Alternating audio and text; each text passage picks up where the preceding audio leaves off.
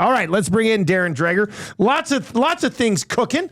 Dregs, the most important thing for me is we're going back to the old draft format at some point. Do you think after I would think so. Yeah.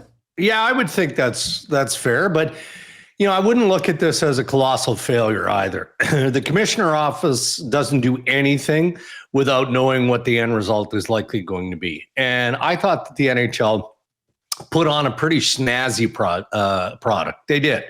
It's not the league's fault that Friday took forever, and then 4.5 Saturday hours. It was a long time.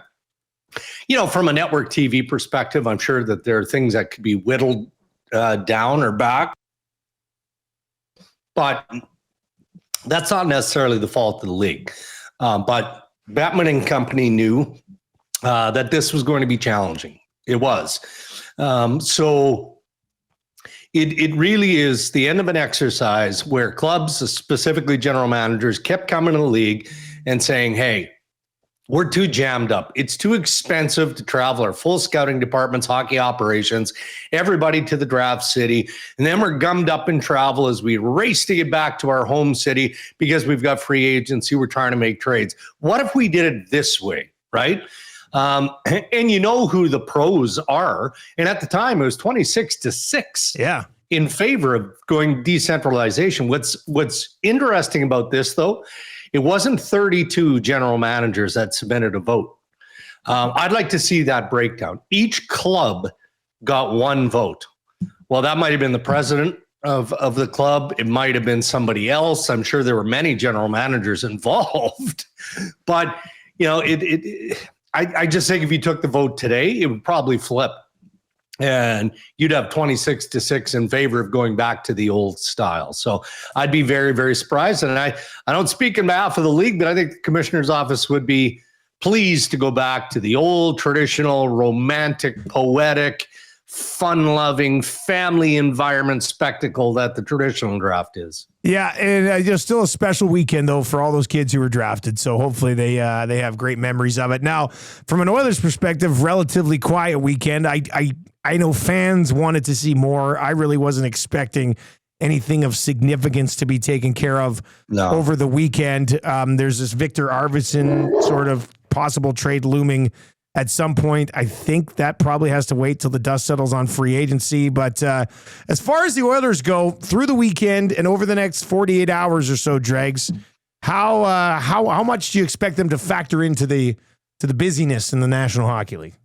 Well, it's a tough crop of free agents. It is, just because you can look at the top end guys. Bennett has already extended in Florida. We're watching Marner, the Leafs, Vegas, LA, all the teams that are interested in that.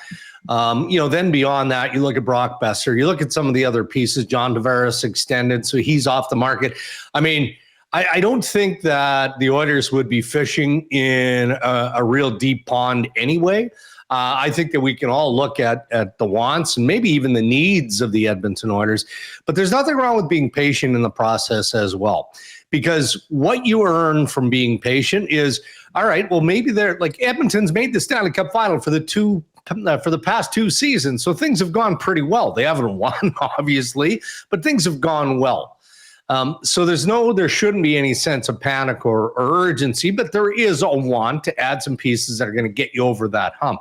But what if a team that is more impatient, has a higher level of urgency, swings and misses in free agency, and there's a different opportunity via trade for maybe something not huge, but a little bit bigger than Stan Bowman and the Oilers were expecting or counting on.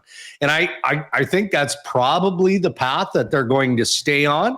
And then you also go bargain shopping, right, fellas? So when you get past tomorrow and you get past the first week of free agency and you look at some of the mid-level, the tier 2 forwards, guys who can skate, just haven't been able to find their stride, whatever club they're with, they need to change all of that. I think that's more of the aisle that Stan Bowman and the Oilers will be shopping in. Darren, we were talking earlier, looks increasingly likely, perhaps that the Oilers run it back again with the goaltending duo that we saw end last season, which to some people isn't the end of the world. To some it is. Gibson obviously moving on. That kind of took the wind out of a lot of rumor sales in terms of him coming here, possibly a chance of. Is that what you're getting to? The thought of that it's probably going to be Skinner and Pickard rerun again, and maybe something's done during the season, if it needs to. Too soon to say. Yeah, it's too soon to say. But we're all pretty educated, aren't we, in terms of what's available and just the landscape, especially of the goaltending position. And I always say the same thing. If you're making that type of a deal, are you sure that the guy coming back is better than what you already have? And unless you're sure, why would you tinker with success? Like goaltending for me could have been better in the Stanley Cup final. Sure, it could have been. It wasn't the primary reason why the Oilers didn't beat the Florida Panthers again, right? And I then would also argue that, okay, envision goalie X, who's better than Skinner, better than Pickard, going head-to-head with Sergei Bobrovsky in the Stanley Cup final this year. Are they going to be better than Bobrovsky? No. Probably not. Probably. So let's give a little bit of credit to the fact that tandem has helped the Oilers get to back-to-back Stanley Cup championships. So I think that everybody in Edmonton is sensitive to that. But hey, if a good young goaltender that we are unaware of pops into the market and you've got to give more than you're comfortable giving, should it be considered? I would say it should be. But I just don't see that piece available. And with all due respect to John Gibson, Edmonton could have made that deal 2 years ago. Yeah, he's been. Right? We had Gibson rumors for half a decade here. So, yeah.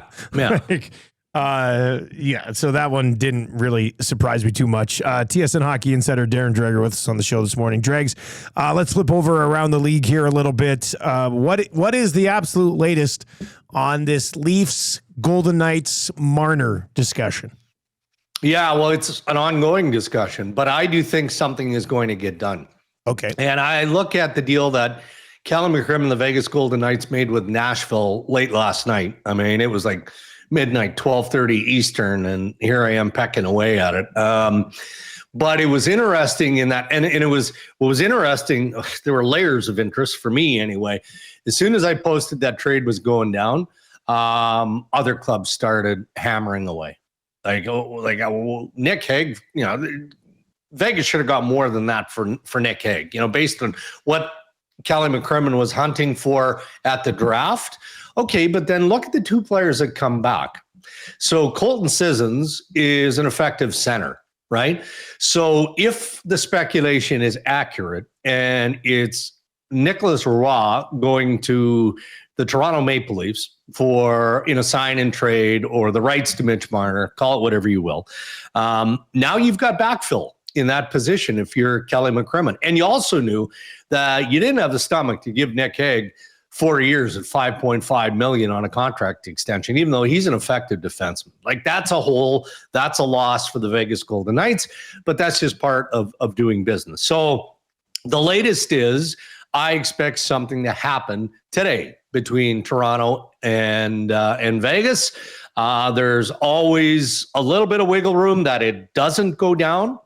And if it doesn't go down, fellas, that's where it gets scintillating. Yeah. Because, look, I mean, if Kenny Holland knew that there was even a glimmer of hope that Marner was hitting free agency on Tuesday, I mean, he'd drive wherever Marner is from Los Angeles to try and scoop that kid as soon as the window opens. That's how motivated LA is to do something of significance. I heard a whopper of the LA Kings going after Rasmus Anderson at the draft, and I can't share exactly what the details were. It was a deal. It was Ken Holland stepping up to make a deal. And I don't think Anderson wanted to play in LA, and he's got trade protection. So anyway, I get a strong sense the LA Kings are swinging for the fence here. So that's why I'm, again, more inclined to believe that Vegas knows that's going to happen. And then, there's all sorts of ridiculous speculation.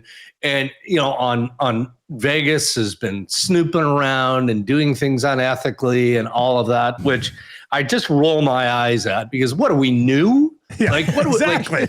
I'm not admitting that it's going on, but 32 teams engage in the same sort of opportunity. Like, I mean, when deals are announced tomorrow, within the hour of free agency, how does that magically happen? First time they ever chatted, one offer and it was done. Or just do this exercise. Go back through the history of around free agent frenzy transactions, where a team sends a draft pick for the rights to that player.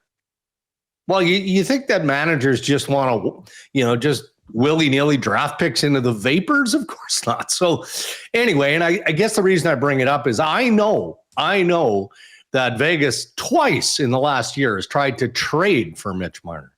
So the interest that Vegas would have in Mitch Marner isn't new.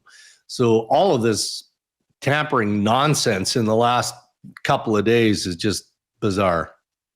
Darren, we've talked about the Oilers being a bit constrained with money and everything. I wonder your thoughts. Pierre LeBrun shared his about 24 hours ago. The door remains open with Edmonton when it comes to Corey Perry. How open do you see that door? Is it a crack? Is it a screen door? I mean, what are we kind of looking at here with the path of him maybe returning or not? Yeah, well, I mean, it's up to Corey Perry. I know that, Edmonton sees a place for him. How can you not? I mean, he's great. He's a playoff performer. And that's really what you're paying for when you hold on to Corey Perry. But, and I'm not comparing Corey Perry to Claude Giroux or John Tavares, other than birth certificates, right? I mean, he's older than those two guys, but he's still effective. So how creative can Stan Bowman and the Oilers get in trying to navigate the bonus structure of what a deal like that has to look like? Can you get it around $1 million or less on a flat salary, and then you ratchet up your bonus structure after that? I can't imagine that Corey would want to leave Edmonton. Again, just he wants to win. He's been chasing that Stanley Cup forever, since 2007, right? So, I would think that he'd be motivated, but it at least has to be in the realm of being fair. So we'll see how it plays out. But I'd be surprised, I think, at this point, if he left. If he leaves, it's only because Edmonton is just like, we don't have a penny to spare. Yeah. We just, even though we respect that you're willing to take essentially a minimum contract to stay, we just can't do it. We don't have a penny to spare, and that penny has to be invested somewhere else. Drags, as always, man, great stuff. Thank you for joining us throughout the year. Good luck with everything tomorrow. Enjoy your summer, and we'll chat in September. Have fun at the cabin. Right. Well, I appreciate that, fellas. And before we break here, I'd really like everybody watching to, give all the shout outs possible. Send flowers if you can afford them to Ryan Rishaug, because, man, he has gone I can't think of another person, let alone an athlete or anyone that comes to mind, who has suffered a near fatal Achilles tendon injury. Yeah. So best to Ryan. My thoughts and prayers are with him and his family. And I know he's got a large fan base out there, so let's make sure that he's looked after. Great stuff, Drex. See you in a couple months, man. There you go. That's Darren Dreger. No one sounds like him. I know. So contrite. Yeah. We'll have to discuss with Rishaug when he passes by.